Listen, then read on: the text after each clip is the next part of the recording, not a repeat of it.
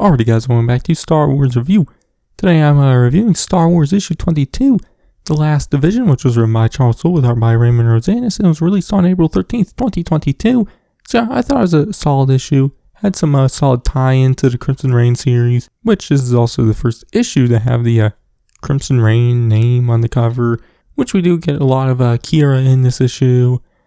We also kind of have we see some stuff from the second issue, I think it was, of the Crimson Reign series, but from a different point of view in this issue, which was neat. But so it ties in nicely enough to the Crimson Reign series. But I definitely enjoyed the first half of the issue. We see Qi'ra go to the Rebel fleet and board Home One to kind of talk with Leia, which obviously Leia doesn't trust Qi'ra, but Qi'ra has info for the Rebels, which Leia wants, which is mainly the location of the last missing division of the Rebel fleet, which is when Leia learns it's also the last division, as her and the Rebels thought there was more left, but Qi'ra says that the Empire and Commander Zahara have destroyed the others, but Qi'ra also promises the location of Zahara to Leia, so Leia can get her revenge, which we do see a scene of Zahara at this point interrogating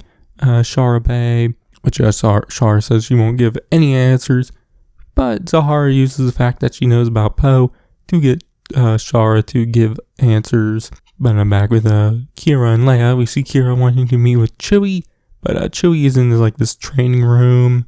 Has some I don't know if it's Chewie envisioning stuff or if it was actually some VR type thing. He's practicing a raid on Jabba's palace, which we see him in Jabba's palace and shooting the place up. I'm not sure if it was an actual AR VR thingy or if it was just him envisioning it, but they interrupt him and Chewie isn't pleased to see Qi'ra. In fact, he has his bowcaster and he keeps his finger on the trigger, but Leia pretty much tells Qi'ra it's best to leave him alone, because, Wookiees hold grudges for forever, and, they live for centuries, which I thought was a funny moment, even though it's kind of a darker moment. But before Qi'ra leaves, she mentions that, the Rebels get a lot of their supplies from the crime syndicates, who are now currently at war, because Qi'ra had manufactured a war, but the Rebels, which obviously, the Rebels don't know that, but the Rebels need a new supplier, so Qi'ra says that she can take care of it, which Leia agrees to do it. But afterwards, we see Leia talking to Holdo about planning the rescue of the last division and an attack on Zahara. But she tells her to get Cass Dameron because it'll be their best chance to rescue Shara.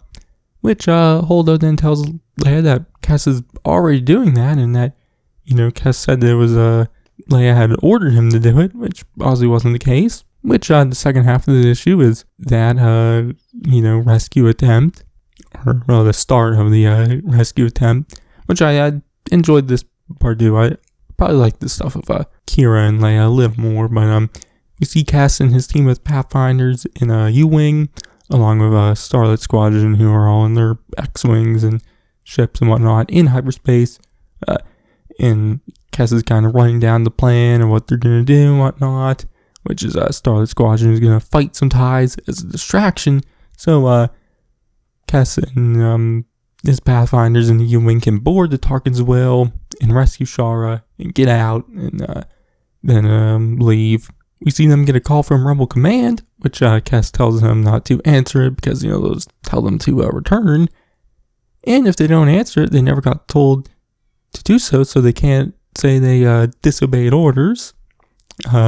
Which, there's a little scene with Leia with the caller person saying that they aren't answering, and Leia's like, oh, he's going to get people killed, or they're already dead. But we then see them exit hyperspace, and Star Squadron starts the distraction, fighting some ties and whatnot, as Cass and his team board the Tarkin Well, which we see Zahara is watching the battle, and figures out quickly that it's a distraction. She realizes that the Starlit Squadron are all ace pilots, but they're not killing as many ties. So she figures it's a distraction. So that some others have boarded the Tarkinsville to rescue Qi'ra. But then she gets told that they now have the location of another rebel fleet. So Zahara, instead of continuing this fight with Starlight Squadron, says to just go to the rebel division and leave the ties behind.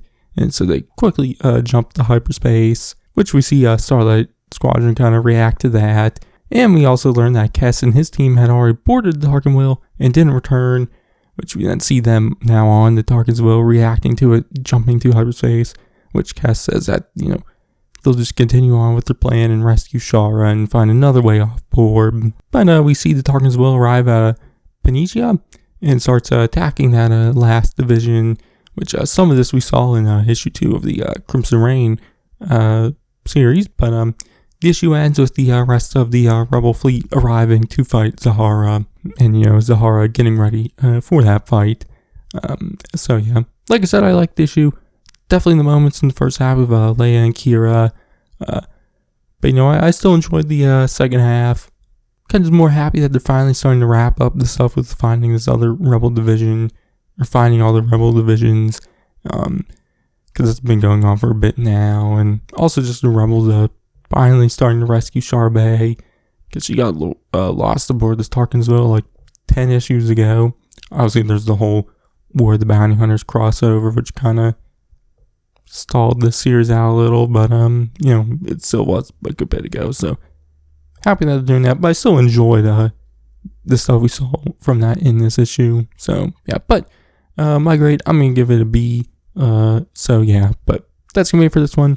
My next comic review will be Darth Vader issue 22, so you check that out then. But in the meantime, you check out my other comic reviews and everything else I do. But I've been Star Soule. I'll catch you guys in the next one.